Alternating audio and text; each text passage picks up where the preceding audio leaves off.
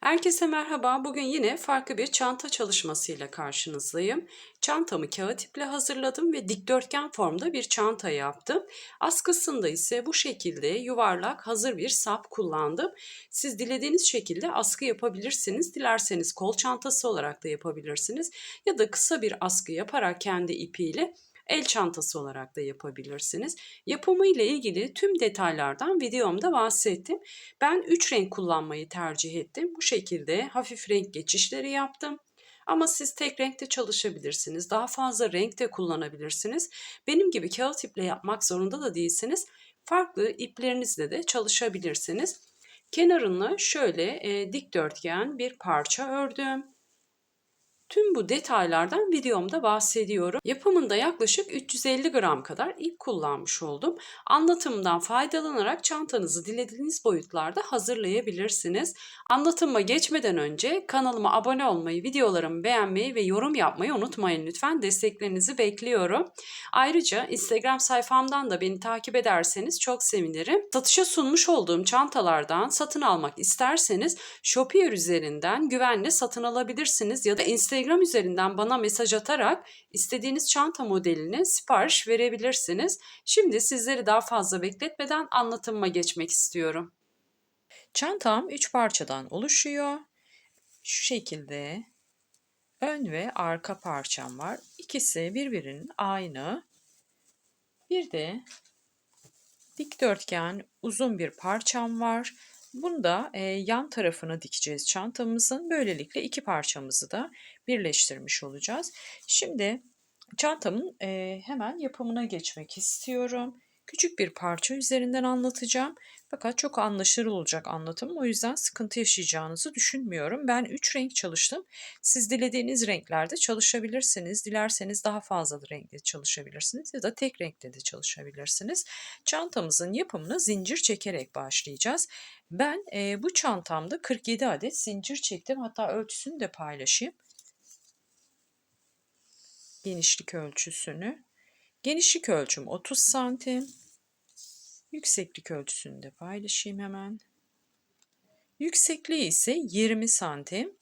Yan parçamın da genişlik ölçüsünü vermek istiyorum. Yan parçamın genişlik ölçüsü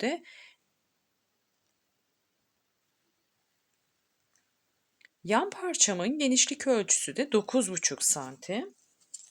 Dilediğiniz genişlikte yapabilirsiniz. Ben bu genişlikte çalışmak istedim. Uzunluğunu paylaşmayacağım. Uzunluğunu zaten siz çantanızın gövdesini yani ön ve arka parçasını ördüğünüzde uzunluğunu da ona göre belirleyeceksiniz. Yani şu kenarın üç kenarı bu uzun parçamız şöyle iki yan tarafı bir de alt kısmı çevreleyeceği için uzunluğunu yapmış olduğunuz parçaya göre belirlemeniz gerekiyor. Hemen yapımına geçelim çantamızın. Şuradan başlayacağız ilk yapımına. Küçük bir parça üzerinde anlatacağım. Zincir sayınız tek sayı olmalı. 3, 5, 7 gibi. Ben 47 adet zincir çektim.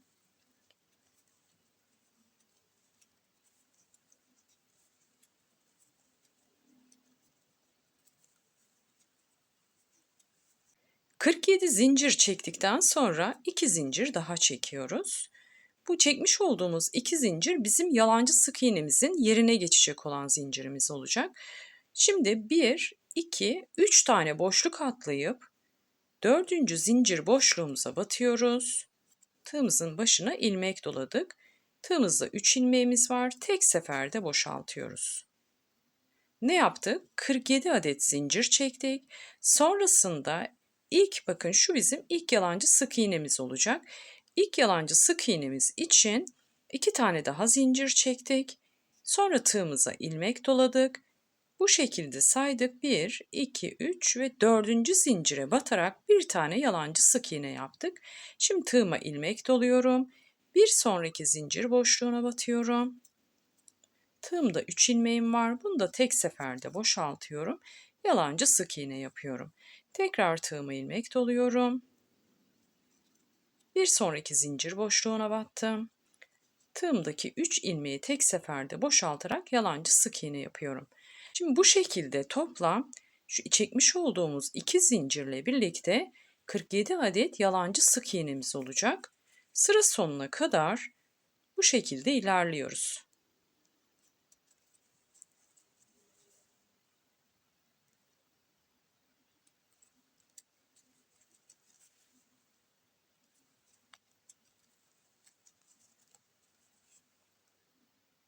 Birinci sıramı tamamladım. Şimdi ikinci sırama geçiş yapacağım. Ne yaptık? 47 adet yalancı sık iğne yaptık ilk sıramızda. Şimdi burada 2 zincir çekiyorum. Geriye dönüyorum. Bakın bu zaten benim ilk yalancı sık iğnem olacağı için bunun olduğu noktaya, yani şuraya batmıyorum. Birinci yalancı sık iğnenin tepesine batmıyorum. İkinciyi de atlıyorum. Üçüncüye batacağım. Yani çekmiş olduğumuz zincirin dibindekini atlıyorum. Şu noktaya atlıyorum. Bir boşluk daha atlıyorum. Şurada üçüncüye batıyorum. Tığıma ilmek doladım. Hemen şu başlangıçtakini de sayarsak 1, 2, 3. Üçüncüye batıyorum. Yine bir adet yalancı sık iğne yapıyorum. Bakın kutucuklar oluşturuyoruz şimdi. Bir zincir, tığıma ilmek doluyorum. Bir boşluk atlıyorum. Bir sonrakine batıyorum. Bir adet yalancı sık iğne. Bir zincir, bir boşluk atlıyorum. İkinciye batıyorum. Yalancı sık iğne yapıyorum. Bu şekilde kutucuklar oluşturarak ikinci sıramızı tamamlayacağız. Şimdi sıra sonuna kadar ilerliyorum. İkinci sıramın da sonuna geldim. Şimdi en son nereye batacağız? Şuraya batacağız. Zincir çekmiştik. Zincir çekerek bir tane yalancı sık iğne oluşturmuştuk. Şimdi bir zincir çekiyorum. Bir boşluğumu atlıyorum. Buradaki zincirime batarak bir tane yalancı sık iğne yapıyorum. Son kutucuğumu da oluşturdum. Bu şekilde kutucuklarımız olacak. Şimdi üçüncü sıramıza geçiş yaparken bir zincir çekiyoruz. Geriye dönüyoruz. Hemen şu en baştaki, şuradaki yalancı sık iğnemizin tepesine batarak bir tane yalancı sık iğne yapıyoruz. Bakın şuna batacağız. Şuradaki boşluğumuza batıyoruz. İlk boşluğumuza bir tane yalancı sık iğne. Şimdi bir zincir çekiyoruz. Tığımıza ilmek doluyoruz. Şuradaki kutucuğumuza batıyoruz. Tekrar tığımıza ilmek doluyoruz. Bakın tığımı boşaltmadım. Şurada arada atladığımız yalancı sık iğnemiz vardı. Onun tepe boşluğuna batıyorum. İlmeğimi aradan çekiyorum. Tekrar tığıma ilmek doluyorum. Şu yukarıdaki kutucuğa batarak kutucuğun ortasından tığımı geçiriyorum. 2, 4, 6, 7 tane ilmeğim oldu. Bunu da tek seferde boşaltıyorum. Sonrasında bir zincir. Burayı kilitliyorum aslında. Şimdi tığımıza ilmek doluyoruz. En son battığımız kutucuğa tekrar batıyoruz. Tekrar tığımıza ilmek doluyoruz. Arada atladığımız bir tane neyimiz vardı? Yalancı sık iğnemiz vardı. Onun tepe boşluğuna batıyorum. Tekrar tığıma ilmek doluyorum. Bir sonraki kutucuğa geçiyorum. Oradan da ilmek çekiyorum. Toplamda 7 ilmeğim oldu. Bunu da tek seferde boşaltıyorum. Bir zincir. En son battığım kutucuğa batacağım bakın. İlk önce kutucuğun boşluğundan tığımı geçirdim. Aradan ilmeğimi çektim. Tekrar aşağıda şu kutucuklarımızı yaparken atladığımız sık iğne boşluğumuz vardı. Yalancı sık iğne. Onun tepesine batıyorum. Tekrar tığıma ilmek doluyorum. Bir sonraki kutucuğum var bakın. Hiç batılmamış. Oraya da batarak kutucuğumdan tığımı geçiriyorum. Tığımda 7 tane ilmeğim oluyor. Tek seferde boşaltıyorum. Bir zincir çekerek burayı kilitliyorum. Şimdi sıra sonuna kadar bu şekilde ilerleyeceğim. Yavaş yavaş artık modelimizin kurulumunu yapmaya başladık. Şu sıramızdayız. Bir sonraki sıraya geçişin nasıl olduğunu göstereceğim. Ama ilk önce sıra sonuna kadar ilerleyeceğim. Sıra sonunda ne işlem yapıyorum onu göstereceğim. Üçüncü sıramın sonuna geldim. Son kutucuğuma battım bakın. Artık buradan sonra herhangi bir şey yok. 7 tane ilmeğimi boşalttım. Bir zincirli kilitlemeyi yapıyorum. Tığıma ilmek doluyorum. Hemen ilk baştaki yalancı sık iğnemin tepe boşluğuna batıyorum. Buraya bir tane yalancı sık iğne yapıyorum. Bakın burada ne oldu? Bir tane kutucuğum oluştu.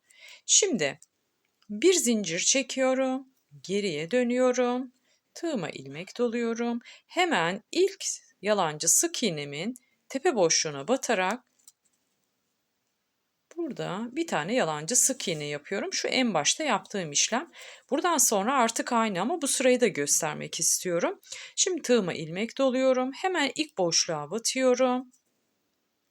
Tekrar tığıma ilmek doluyorum. Alt sıradaki boşluğa batıyorum bakın burada. Tekrar tığıma ilmek doluyorum.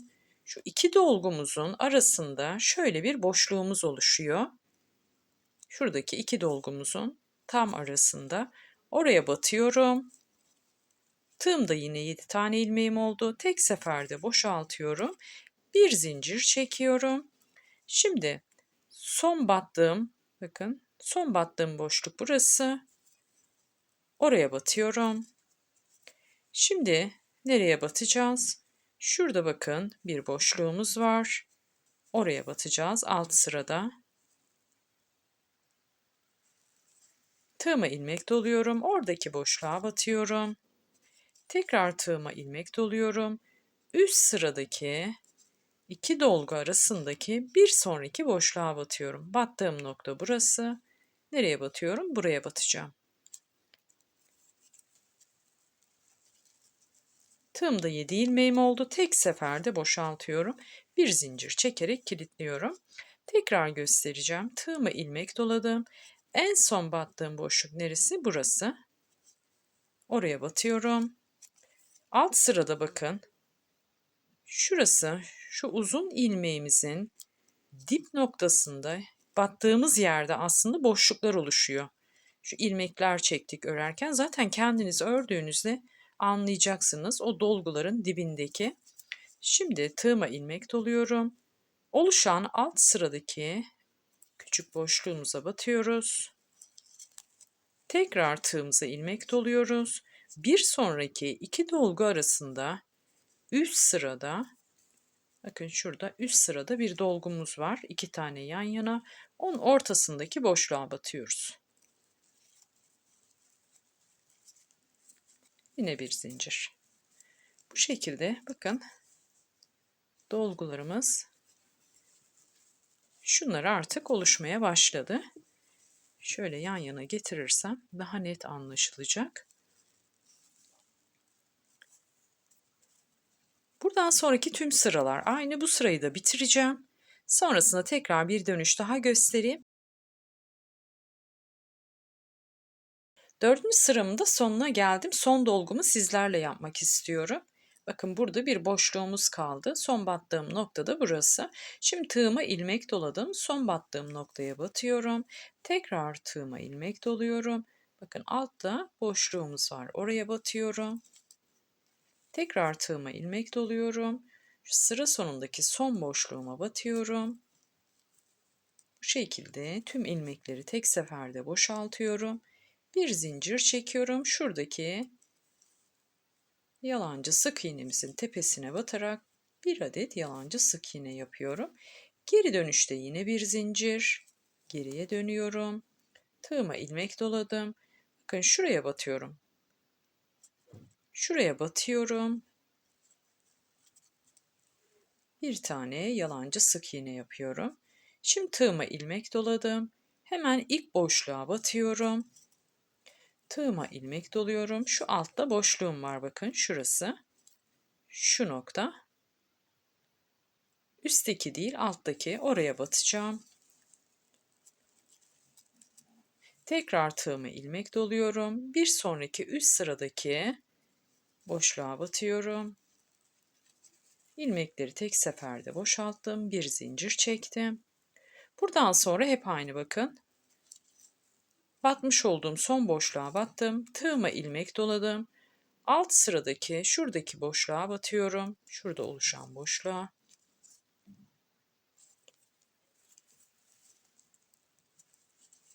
Her seferinde tığımıza ilmek dolayacağız. Bunu unutmayalım. Bir sonraki boşluğa battım şimdi. Ve tek seferde boşalttım. Bir zincir çekiyorum. Bu rengimde artık benim için son sıra. Şu krem rengimle toplamda 5 sıra ördüm ama 2 sırası şu şekilde başlangıç sıramız neydi? Yalancı sık iğne yapmıştık sadece bir sıra. Üzerine sonra kutucuklar oluşturmuştuk. İlk 2 sıra bu şekilde. 3 sırada şu motif kurulumunu yaptım. Sonrasında ise diğer rengime geçiş yaptım. Diğer rengimde, hasır rengimde ise 5 sıra ördüm. Aynen bu şekilde örmeye devam ediyoruz hiç aralıksız. Sonrasında ise kahverengi olan ipimle ise 7 sıra ördüm. Sonrasında ise ağız kısmına bir sıra yalancı sık iğne ördüm. Şimdi bu sıramı tamamlayıp ağız kısmına ördüğüm yalancı sık iğneyi göstermek istiyorum. Ölçülerini zaten paylaştım. Şimdi tekrar etmek istiyorum. Bu açık rengimle başlangıçtaki 2 sıram dahil olmak üzere 5 sıra ördüm. Ama motif olarak 3 sıra ördüm. Sonrasında ise 5 sıra hasır rengi ördüm. 7 sıra ise kahverengi olan ipimden ördüm. Sonrasında ağız kısmına bir sıra yalancı sık iğne yaptım. Şimdi bu sıramı tamamlayıp yapmış olduğum yalancı sık iğneyi göstermek istiyorum. Sonrasında ise kenar dönmesi var. Bakın kenarlarında normal sık iğne yaptım. Hangi rengimle? Yan parçamı ördüm ana rengimle yani kahverengimle ama tek renk çalışırsanız eğer zaten bu çalışmış olduğunuz, yapmış olduğunuz iple bu kenar dönmesini yapacaksınız. Hatta bu kenar dönmeyi de yapmak zorunda değilsiniz. Kenar dönmesi yapılmamış haliyle de birleştirme yapabilirsiniz. Tamamen sizin tercihinize kalmış. Şimdi bu sıramı da bitireceğim. Sıra sonunu tekrar göstereceğim. Ve bu parçamda son ağız kısmındaki yalancı sık iğneyi göstermek istiyorum. 5. sıramın sonuna geldim. Son dolgumu yapacağım. Tığıma ilmek doluyorum. Batmış olduğum son boşluğa batıyorum. Bakın. Tekrar tığıma ilmek doluyorum. Şu alttaki hemen onun altındaki alt sıradaki boşluğa batıyorum. Tekrar tığıma ilmek doluyorum. Şu en sonda bir boşluğumuz var bakın. Oraya batıyorum. Ve tığımdaki 7 ilmeği tek seferde boşaltıyorum. Bir zincir çekerek burayı kilitliyorum. Ve son yalancı sık iğneye batarak bir tane yalancı sık iğne yapıyorum.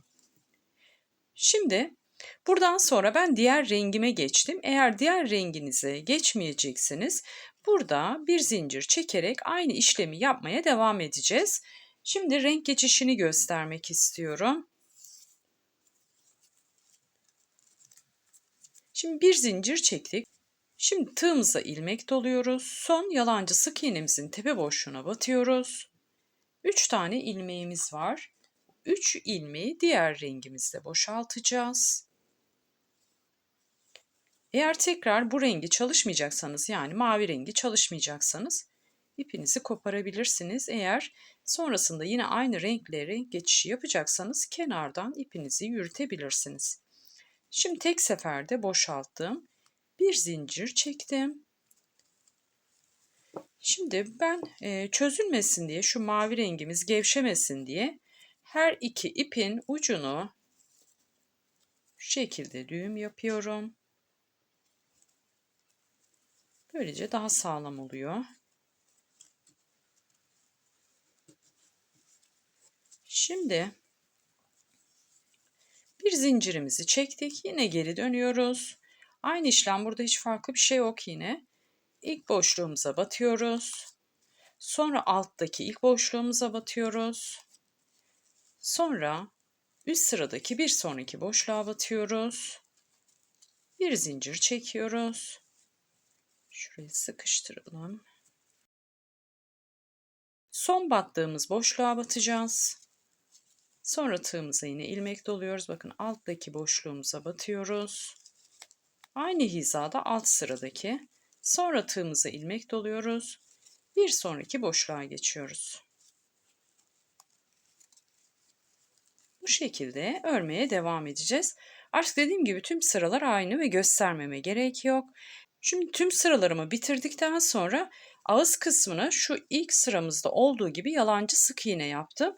Onu nasıl yaptığımı göstereceğim. Bu ipimi burada söküyorum. Bitirdiğiniz noktada yalancı sık iğnenizi yapabilirsiniz.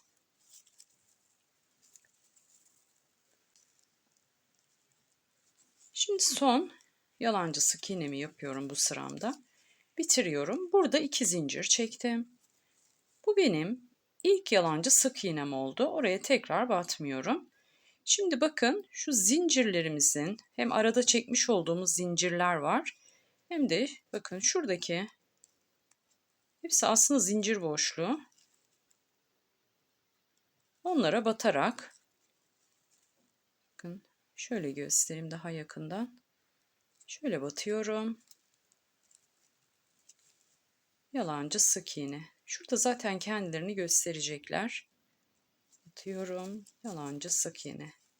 Her birine batarak yalancı sık iğne yapıyorum. Bu benim artık son sıram olmuş oluyor. Hemen kendi örneğimde göstereyim. Benim artık son sıram oluyor. Gövde yapımında. Şimdi onu nasıl yaptığımı göstereceğim. Bakın. Şu kısmı yapıyoruz şimdi. Bitiriyoruz ve en son yalancı sık iğne yapıyoruz. Şimdi ben yan parçamın yapımını göstermek istiyorum hemen. Bunu da yine yalancı sık iğne yaparak ördüm. 16 tane yalancı sık iğne yaptım ve istediğim uzunluğa gelene kadar da örmeye devam ettim. İstediğimiz uzunluk nedir? Şu üç kenarı üç kenara yetecek şekilde olması gerekiyor uzunluğunun. O yüzden örmüş olduğunuz ön ve arka parçaya göre yan parçanızın uzunluğunu ayarlarsınız. Ben 74 sıra yalancı sık iğne ördüm. Tabii ki yapmış olduğunuz çantaya göre bu sıra değişecektir. Genişliğini zaten paylaşmıştım. Tığımı şöyle kendi etrafında çevirerek ilk zincirimi çekiyorum. Bu şekilde 16 adet zincir çektim. Şu an rastgele çekeceğim. Sonrasında ise 2 zincir daha çektim. Yine tığıma ilmek doladım. 1, 2, 3, 4. zincire batıyorum. Çekmiş olduğumuz zincir ne oluyordu? Bizim ilk yalancı sık iğnemiz oluyordu. Yine tığımdaki 3 ilmeği tek seferde boşaltarak yalancı sık iğne yaptım. Tekrar tığıma ilmek doluyorum. Bir sonraki zincire batıyorum. Tığımdaki 3 ilmeği tek seferde boşaltıyorum.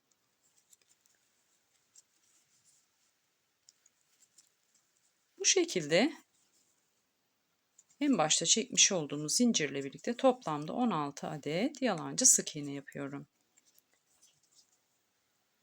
Şimdi 16 tane yalancı sık iğne yaptıktan sonra üst sıraya geçiş yapacağız. Bir zincir çektikten sonra geri dönüyorum. Tığıma ilmek doluyorum. Hemen ilk boşluğa batıyorum. Bu şekilde bir yalancı sık iğne yapıyorum. Sonrasında aynı her bir yalancı sık iğnenin tepe boşluğuna batarak birer adet yalancı sık iğne yapıyorum. Şimdi sıra sonuna gelip tekrar göstereceğim.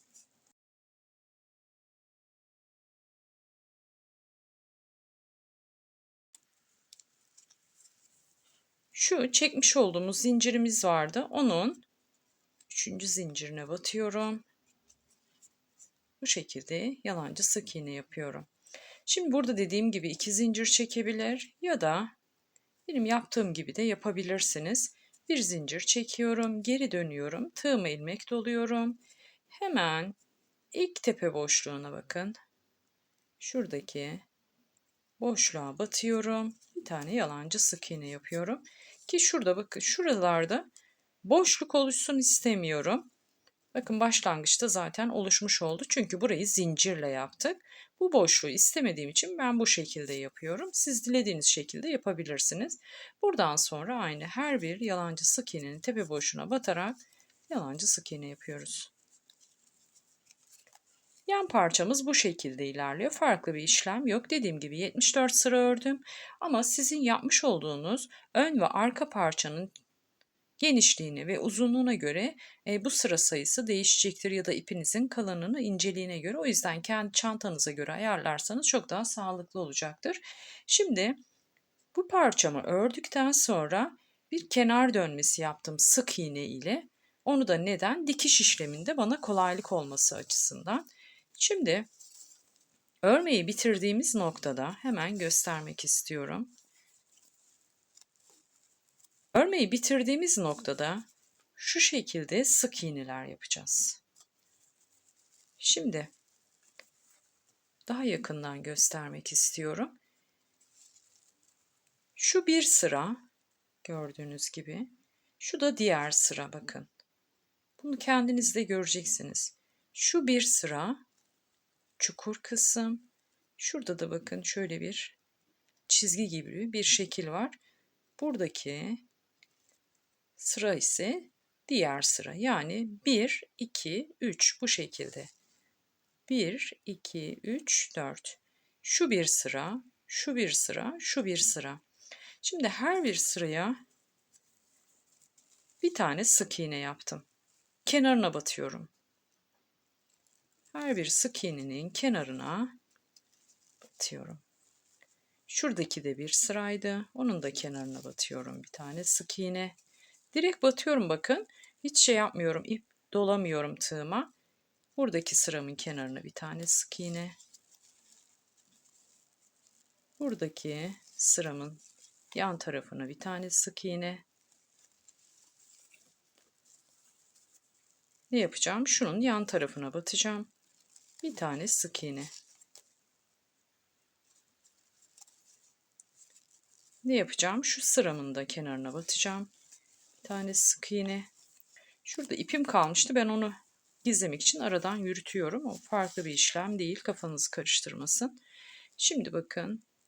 Yine buradaki sıramın kenarına batıyorum. Bir tane sık iğne.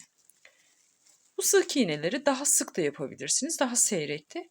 Yeter ki şurada toparlanma olmasın. Şimdi bu şekilde yapacağım. Sıra sonuna kadar geleceğim. Sıra sonunda bir kenar dönmesi yapıyorum. Şöyle ağız kısmını onu da göstereyim. Şöyle biraz daha süslü durması için. Bunu sık iğne yaparken yapıyorum. Şu normalde kenarlarında yaptığım sık iğnelerimi yaparken yapıyorum. Her iki gövde parçama da yaptım. Bu şekilde yan parçamın ağız kısmına da yaptım ki aynı dursun. Şimdi onu nasıl yaptığımı burayı bitirdikten sonra göstereceğim. Bu sıramı bitireyim. Kenar dönmemi yapayım sık iğnelerimle. Şu ağız kısmındaki süs detayını da göstermek istiyorum. Yan parçamın sık iğnelerini tamamladım. Şimdi burada şöyle bir detay var. Her iki taraftaki sık iğne sayılarınızın eşit olmasına özen gösterin ki dikerken problem yaşamayın. Şimdi şu ağız kısmına gelecek olan kısa kısımlarımız var. Ona dediğim gibi şu şekilde ince bir süs yapmıştım. Onu ne şekilde yaptığımı diğer tarafta göstereceğim. Şimdi son sık iğnemi yaptım. Burada ilk başlangıçta 2 zincir çekiyorum. Hemen ilk sık iğneye batıyorum. İlk yalancı sık iğnenin tepe boşluğuna batıyorum. Direkt battım, hiç ilmek dolamadım tığıma. Kaydırma tekniği yaptım. Şimdi bir zincir, sadece başlangıçta 2 zincir çekiyoruz. Şimdi bir zincir, bir sonraki yalancı sık iğnenin tepe boşluğuna batıyorum. Direkt batıyoruz. Kaydırma tekniğiyle tığımızı boşaltıyoruz. Bir zincir, bir sonraki boşluğa batıyoruz. Direkt batıyoruz. 2 ilmeğimiz var. Kaydırma tekniğiyle tığımızı boşaltıyoruz. Yine bir zincir, bir sonraki boşluk. kaydırma tekniğiyle sıramızı boşaltıyoruz. Bu şekilde bakın. Köşeye kadar geliyorum. Sonrasında artık ipimi koparabilirim. Şimdi burayı tamamladıktan sonra şu parçalarımıza da sık iğne ile kenar dönmesi yapacağız. Diğer parçamda ben yaptım. Üç kenarına sık iğne yaptım bu şekilde birleştirme yapacağımız kısımlara. Şu ağız kısmına yine bu uzun parçamda olduğu gibi bir süs yaptım. Şimdi burada da küçük bir şekilde göstereyim. Sonrası zaten aynı. Şimdi diğer bir detayda ne yaptık? Uzun parçamıza şu birleştirme noktaları için sık iğne yaptık. Şimdi şöyle göstermek istiyorum. Birleştirirken nasıl birleştireceğiz? Bakın. Şöyle şu kısımdan dikeceğiz. Hemen bu kısa kısmın bittiği noktaya denk gelen yere bir iğne taktım ben. Size de öyle yapmanızı tavsiye ederim. Şu uzun parçamda iğne taktım ki dikerken kaydırmadan bu noktadan dikeceğiz. Sıra sayısını da saydım. Şimdi şöyle taban kısmına şöyle getireceğiz. Burayı da dikeceğiz. Buraya da bir işaretleyici taktım. Şu uzun taban kısmının bittiği noktaya. Sonrasında ise diğer yan tarafa bakın. Şimdi buradaki sıra sayısıyla yani şu yan tarafa denk gelen sıra sayısıyla diğer yan tarafa denk gelen sıra sayısının birbirine eşit olması gerekiyor. Yani uzun parçamızda eşit olması gerekiyor. O yüzden her iki kısımda eşit olmalı. Taban zaten tek olduğu için, taban kısmında tek ekleme olacağı için onun sıra sayısının bir önemi yok. Önemli olan başlangıç ve bitişte toplanma olmadan düz bir şekilde dikebilmek. Şimdi bu parçamızdaki kenar dönmeyi de göstermek istiyorum. Ondan sonrası zaten birleştirme aşamaları, başka bir detay yok. Dışa gelecek yüzeyi kendime bakacak şekilde aldım. Bunu istediğiniz şekilde belirleyebilirsiniz. Hangi taraf hoşunuza giderse o tarafı belirleyebilirsiniz. Ama benim için şu kısım daha uygun. Çantanın dış tarafına gelebilmesi için. İlk önce zincir çekerek başlıyorum. İpimle bir zincir çektim. Şuradaki ilk sık iğne yani yalancı sık iğne boşluğundan tığımı geçiriyorum. Çekmiş olduğum zincirin ilmeğini aradan çekiyorum. Burada 2 zincir çekiyorum. Şimdi burada ne yapacağız? Kenar süsünü yapacağız. Burası ağız kısmına gelen yer. 2 zincir çektik. Aynı boşluğa batacağım. Aynı boşluğa batarak kaydırma tekniği yapıyorum. Şimdi buradan sonra bir zincir. Bir zincir. Bir sonraki boşluğa batıyorum. Tığımda 2 ilmeğim oldu. Tek seferde boşaltıyorum. Bir zincir. Bir sonraki boşluk. Ne yapıyorum? Kaydırma tekniğiyle tığımı boşaltıyorum. Bu şekilde şu köşeye kadar aynı işlemi yapacağım. Sonrasında ise dediğim gibi şu kısımlara sık iğne yapacağım. Ama buraya sık iğne yaparken neye dikkat edeceğim? Şuraya yapmış olduğum sık iğne sayısıyla aynı olmalı. Yine buradaki tekniğin aynısını uygulayacağız. Şurada uygun yerlerden bakın her bir sıraya şu şekilde uygun yerlerine batacağım, sık iğne yapacağım. Başka hiçbir işlem yok. Burayı da göstermek istemiyorum o yüzden. Aynı şekilde sık iğne yapacağım. Şimdi alt sıraya geldiğimizde ise şuraya her bir sık iğnenin şöyle boşluklarına batarak birer adet sık iğne yapacağız. Burada değişen bir şey yok. 47 adet sık iğne vardı zaten. 47 adet yine sık iğnemiz olacak. Burada değişen hiçbir şey olmayacak. Sadece dediğim gibi buradaki detay şuradaki sık iğne ile şurada yaptığımız kenar dönmesinde yaptığımız sık iğne sayısının birbirinin eşit olması gerekiyor. Şu şekilde bakın yapmış olduğum parçadan göstereyim. Kahverengimle bu şekilde yan taraflara sık iğne yaptım. Diğer uzun parçamdaki sık iğne sayısını eşitledim. Siz de aynı şekilde yaparsanız çok daha sağlıklı olacaktır. Şimdi Tüm işlemlerimi tamamladıktan sonra artık birleştirme aşamasına geçeceğim. Ben şimdi buradaki sık iğnelerimi tamamlayıp birleştirme işlemini göstermek istiyorum. Çantamın 3 parçasını da tamamladım. Kenar dönmelerini de yaptım. Şimdi birleştirme aşamasına geçeceğiz. Birleştirme aşamasına geçmeden önce çantanızın parçalarını şu şekilde ters yüzeyden buharlı ütü ile ütülemenizi tavsiye ederim ki daha düzgün dursun. Her parçayı ters yüzeyden tek tek ütüleyin. Ben en son ısı ayarını aldım ve buharlı olarak ütüledim. Bozulmuyor kesinlikle kağıt ip olduğu için. Yumuşama da olmadı benimkinde. Bu şekilde bu parçamı da ters yüzeyden ütüledim. Şimdi birleştirmek istiyorum bu 3 parçayı. Onu da nasıl yapacağız? Dikerek birleştireceğiz.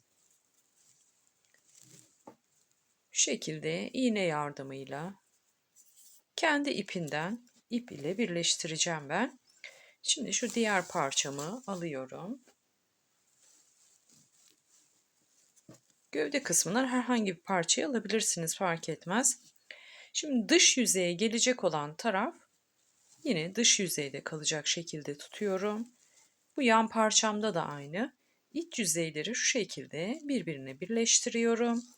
Ne demiştim? Bitiş noktasını işaretleyin yan parçada demiştim. Şu gövde kısmımızın yan tarafının bitişine denk gelen yeri bu şekilde işaretleyin ki kayma olmasın ve sık iğnelerinizi eşit sayıda yapın demiştim. Bu ön parçamız ya da arka parçamız fark etmez. Bunun kenarına sık iğne yapmıştık. Buradaki sık iğne sayısıyla şu uzun parçamızın kenar dönmesindeki sık iğne sayınıza eşit yaparsanız birleştirme aşamasında hiçbir sıkıntı yaşamazsınız. O yüzden sayarak ilerleyin. Şimdi dikiş işlemini nasıl yapıyorum? Normal dediğim gibi dikiş işlemi yapacağız. Şu yapmış olduğumuz bakın sık iğnelerimiz var. Onların içeride kalan ilmeklerinden şu şekilde iğnemi geçireceğim.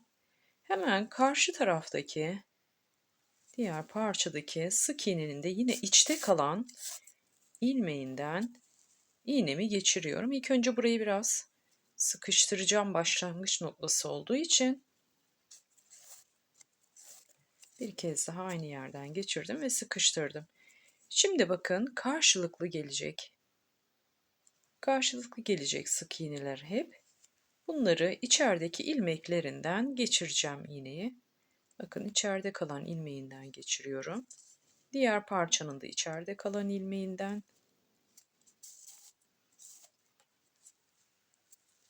Ben bu şekilde dikiş yapacağım ama siz dilediğiniz şekilde yapabilirsiniz.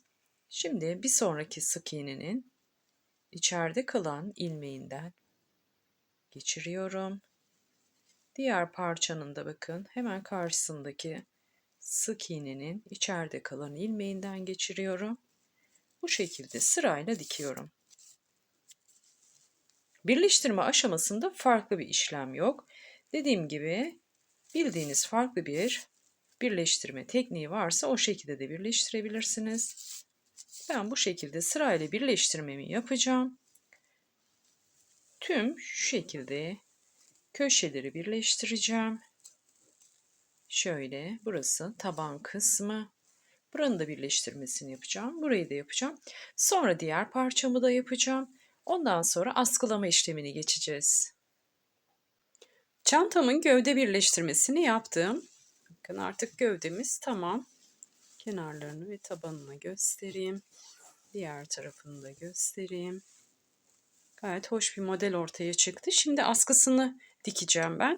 Şu şekilde hazır bir çanta sapı aldım ben. El çantası yapmak istiyorum. O yüzden bunu kullanacağım. Ama siz dilerseniz kol çantası da yapabilirsiniz. Kendi ipinden örebilirsiniz. Askısını sık iğne ya da yalancı sık iğne ya da şu yapmış olduğumuz örgü tekniğini uygulayarak da askı yapabilirsiniz. Ya da deri askılar da kullanabilirsiniz. Diğer bir seçenek de benim gibi bu şekilde hazır çanta sapları alarak el çantası olarak da kullanabilirsiniz. Şimdi bunun dikimini nasıl yapacağız? İlk önce şurada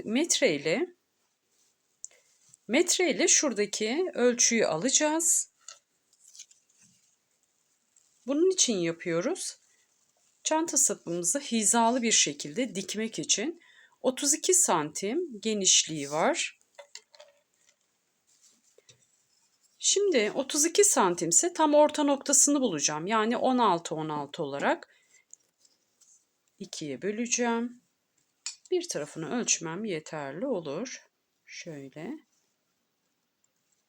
Tam şu nokta orta kısım oluyor. Bakın şurası tam orta kısmı. Siz de kendi çantanızın ölçüsüne göre orta noktayı belirlerseniz çok daha sağlıklı olacaktır.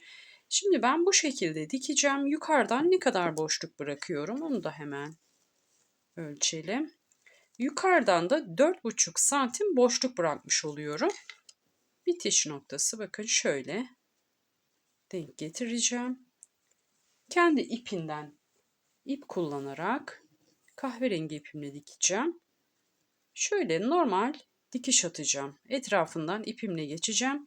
Komple dikmek istemiyorum ki çantamın şu deseni de çanta sapının arasından gözüksün.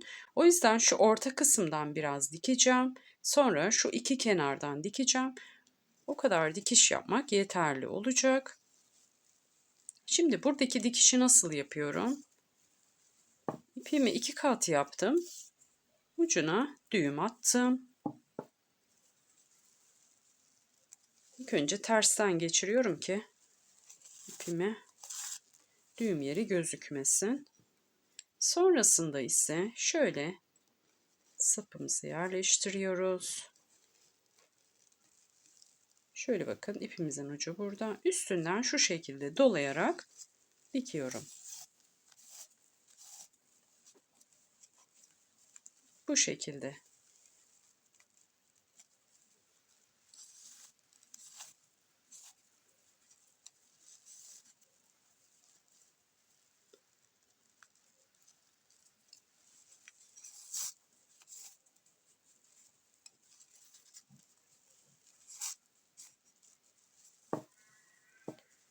Bu dikişi niye yapıyorum? Dediğim gibi şuradaki desenlerin de kapanmasını istemiyorum. O yüzden bu şekilde birkaç kez dolayarak dikeceğim. Sonrasında dediğim gibi şuradan yapacağım bir dikiş. Bir de şu kısımdan yapacağım dikiş. Şöyle şuradan yine bakın ipimi kopartmadım ama göstereyim. Şöyle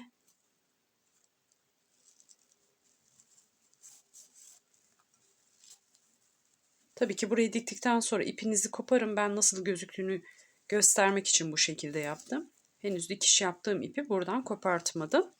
Bu şekilde bakın. Bir de hemen karşısındaki noktadan da aynı şekilde dikiş yapacağım. Birkaç kez dolayarak dikmeniz yeterli. Oradan sonra artık çantam kullanıma hazır hale gelecek.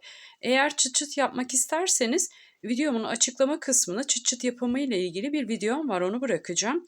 Astarlama da yapmak isterseniz astar videosu da bırakacağım, yine açıklama kısmına linkini bırakacağım. Oradan izleyerek yapabilirsiniz. Ben astarlama yapmayı düşünmüyorum. Şu an belki sonra fikrimi değiştirebilirim ama astarlama yapmayacağım. Bu haliyle kullanmak istiyorum çantamı. Sadece çanta sapını dikeceğim. Sonrasında bitmiş halini sizlerle paylaşacağım. Çantamın yapımını tamamladım. Artık kullanıma hazır. Çok güzel bir el çantası yapmış oldum. Siz isterseniz kol çantası olarak da yapabilirsiniz. Şimdi çantamın ölçüsünü paylaşmak istiyorum. Genişlik ve derinlik ölçüsünü. Genişliği 40 santim ama yine de göstermek istiyorum görmeniz açısından. Genişliği 40 santim. Yüksekliği de 24 santim çantanın ama sizlere de tekrar bir göstermek istiyorum. Aynı zamanda bu derinlik ölçüsü de oluyor.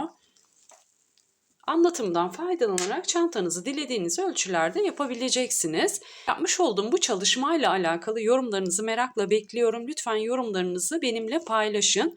Beğenip beğenmediğinizi belirtirseniz çok sevinirim. Ayrıca hala kanalıma abone olmadıysanız kanalıma abone olmayı unutmayın lütfen. Yayınlamış olduğum videolardan hemen haberdar olmak istiyorsanız bildirim zilinizi de açmayı unutmayın. Yapacak olanlara şimdiden kolaylıklar diliyorum. Bir sonraki videomda görüşmek üzere. Hoşça kalın.